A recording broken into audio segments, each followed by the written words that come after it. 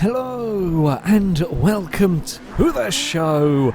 This week's FailRace versus the community, we were to go racing with C-Class Japanese cars. Our first race was at the Daytona circuit as we all plough down in towards this first corner. There was a little bit of bumping further back. On the most part, we made it through relatively cleanly, except for me. I may have spun my car ever so slightly and got tangled up, but most of the time, most of the cars made it through that very nasty first corner and survived the banking. The banking's horrible, trying to set off in cars so everybody falls to the bottom of the course.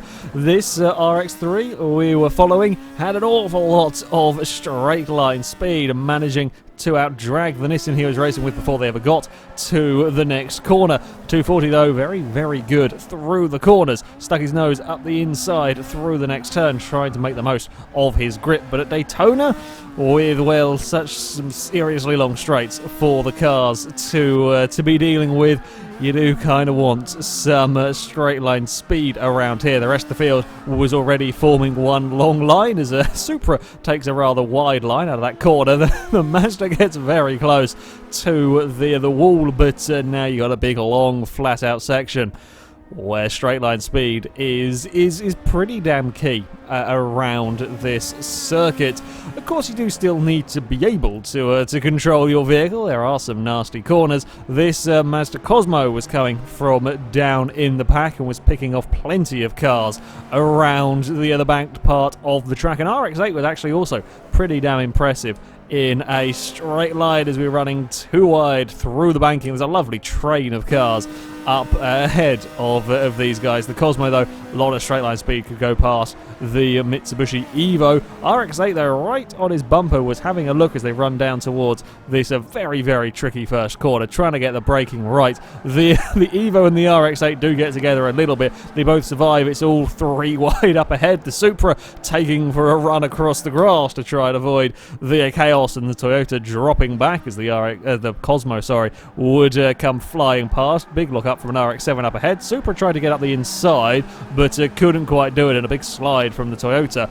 The GT86 and Subaru BRZ were having a little bit of a confrontation on the exit of the corner. The Cosmo, with a huge amount of speed, had nowhere to go, just kind of ran out of road, tried to go around the outside of the Toyota, but couldn't quite do it. Toyota's now on the inside for the next turn. The RX-8's had a dive up the inside as well, with the Cosmo struggling that little bit more through the corners, but the Mazda had the acceleration off of the turn to keep hold of his position. And this mid-pack battle would go on for quite a while, with Cosmos and this RX-8 all close together. I had, as I said, got myself into trouble at the start, but was quickly making my way up through the field. I had a very, very fast Toyota 2000 GT, as I was quickly joining in the back of this group. The RX-8 trying to find a way past the BRZ. There was another Cosmo in the mix as we run down towards this next corner. Plenty of decent overtaking opportunities around this Daytona circuit, with the Subaru running a little bit too wide. The RX-8 wants to get up the inside, but if you do, you're then stuck on the outside for this next very, very fast corner. A scary corner to go through. The RX-8 has enough speed, though, to get ahead before they reach the turn. The Cosmo was sniffing around the back of the Subaru, but didn't quite do anything. RX-8 promptly runs a little bit wide. The BRZ dives up the inside to take the place back. The Cosmo wants to have a go as well. He too very nearly follows through on the inside, and he just about gets the place before they get to the next corner, but he's stuck out very, very wide. Cosmo's very wide over the curves on the outside. My Toyota is now right in the fight, and I have one of the fastest cars, if not the fastest car, in a straight line around here as we run around the banking. There's just nowhere for me to make the most of the Toyota's speed. I cruise past the Cosmo that's stuck up high. I'm trying to find a way past the BRZ. I just get boxed in by everything because we run down towards the chicane.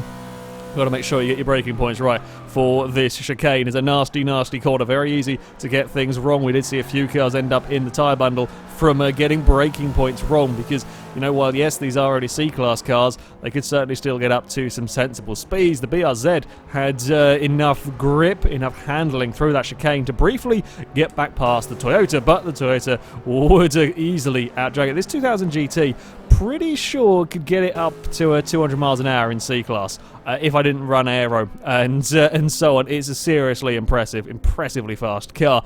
At the front, though, there was no real answer to the RX-3. A lot of straight line speed in this car. Did look a tad difficult to control from time to time, but no mistakes were made with the Mazda, meaning he could put out a sizable lead over the rest of the field with that very, very impressive straight line speed. We've seen RX-3s, they can be very, very fast cars, and certainly this one, once he got to the front, there was no looking back. He wouldn't get fastest laps, though. Both me and this Mazda Cosmo were quicker. If all three of us had been together, there could have been a very interesting battle. Unfortunately, we were all far too spread out. This Cosmo, again, with a lot of straight line speed, looking for a way onto the podium on the final lap, trying to get past a skyline, and sure enough, he would manage to do it just before they crossed the line, meaning the Cosmo would take third place. An RX-7 Buzzbox would get second, the Skyline coming home in fourth, with my Toyota managing to recover to fifth.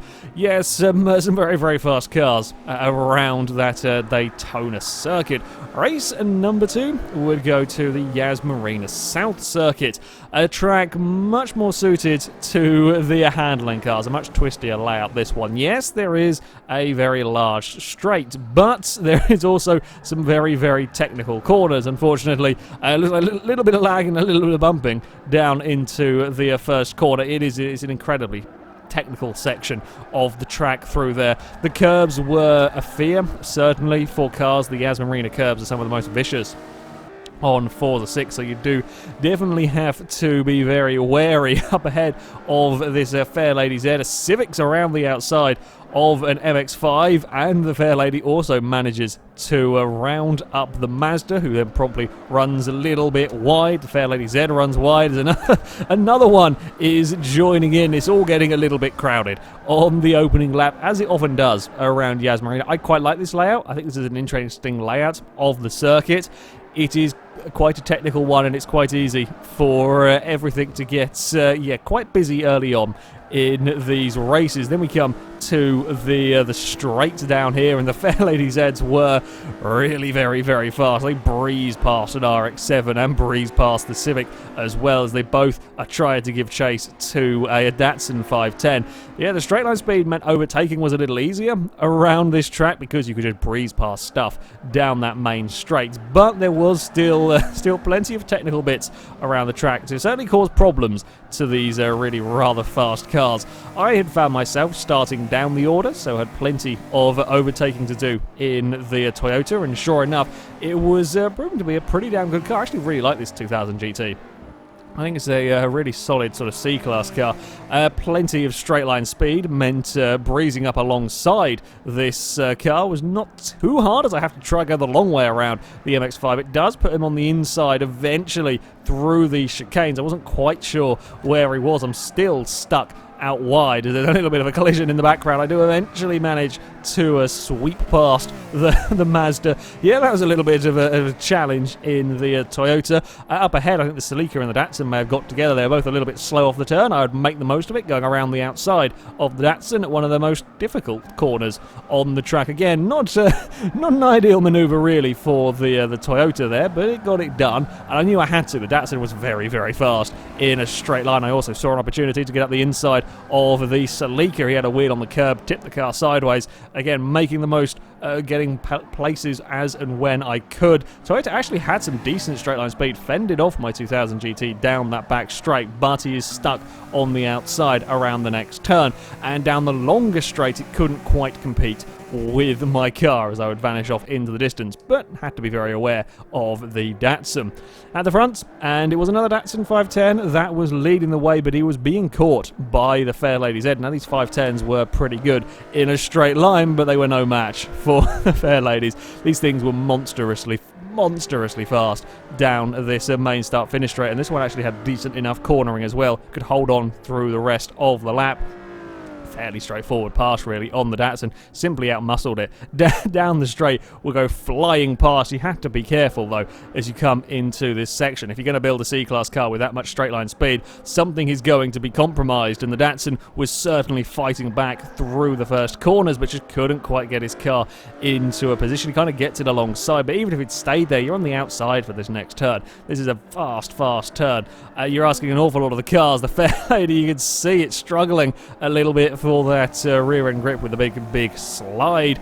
Further back, and once again, the mid-pack was all really rather crowded together in this one. Again, you can kind of see there are these relatively large trains of cars forming around the lap. This 300ZX having a look up the inside of a buzz box down towards turn 1. Just about manages to get the car stopped, pretty much blocking off the Mazda as he just frantically tries to get the car pulled up, runs wide across the curb. Mazda's going to fight back on the inside. He's going to reclaim his position. This has now got to be careful. It's either a Subaru or a Toyota, I don't know which one, is now fighting on the back of the 300ZX.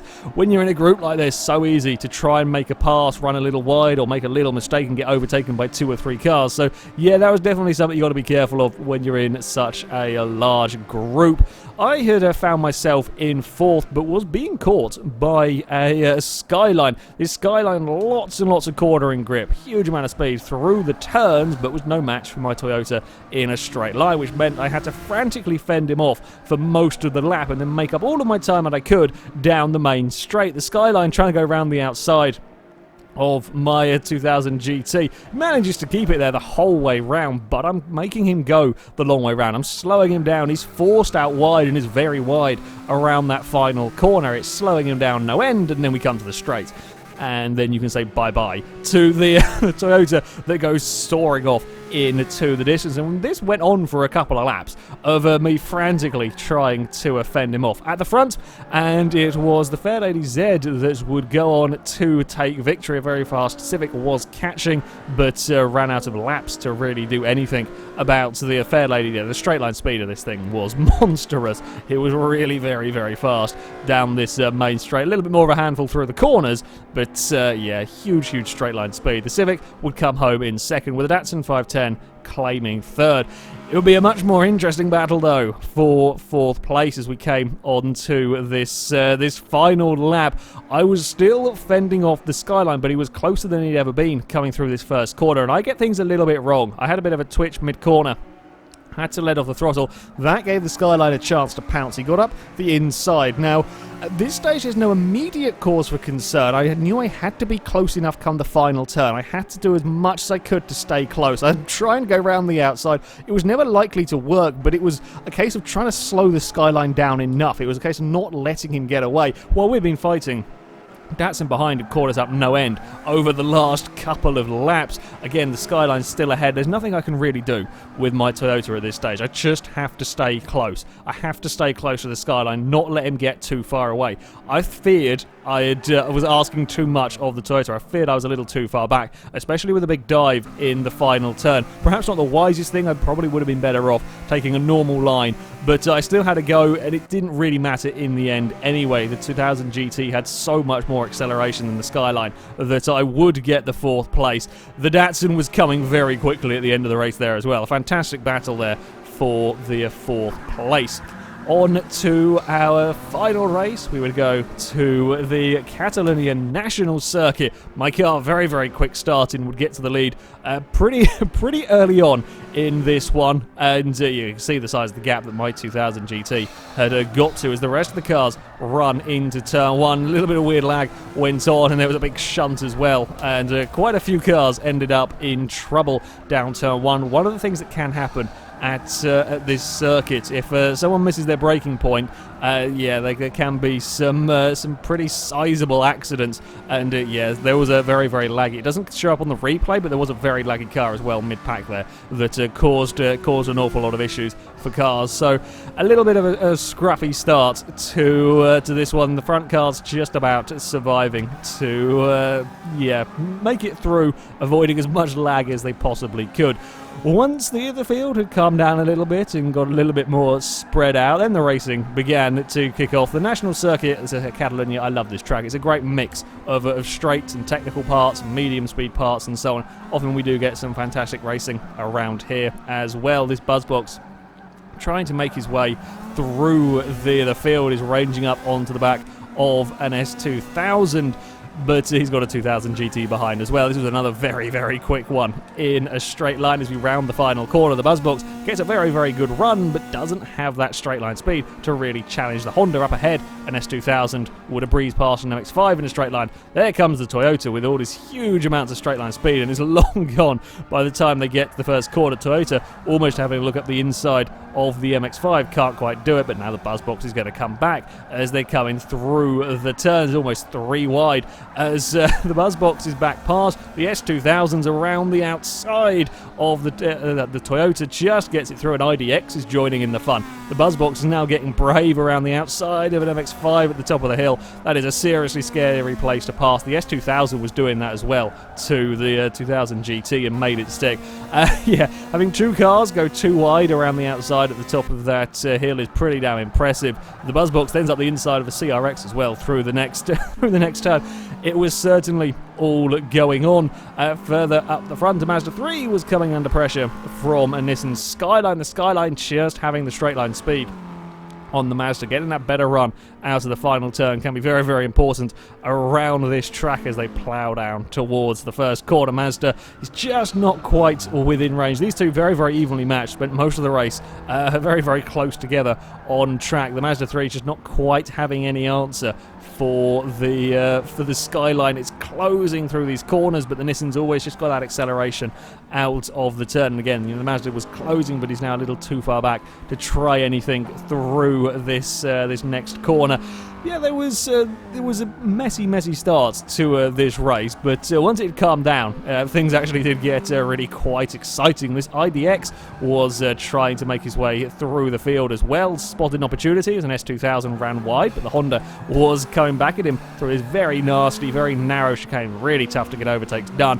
The Fairlady Z was very opportunistic, saw the 2 cars up ahead battling. They both slowed each other down quite a lot. Fairlady Z pounced, got the S2000, couldn't quite do anything about the IDX, and then came the speed. This Fairlady Z, not quite the same monster that we had at Yas Marina, quicker through the corners, more handling parts on the car, but wasn't pulling away massively. The 2000 GT from nowhere has a go up the inside of all of them. I think the S2000 and the Nissan may have got together ever so slightly, that ended up with the Fairlady off in the grass. The 2000 GT is now right in the battle as the IDX is back to try to find a way past the S2000. They run up the hill. Toyota's having a go up the inside with that huge acceleration, but doesn't really have the grip to do anything about it. The IDX gives him space and has so much more grip, can just drive around the outside and keep his position.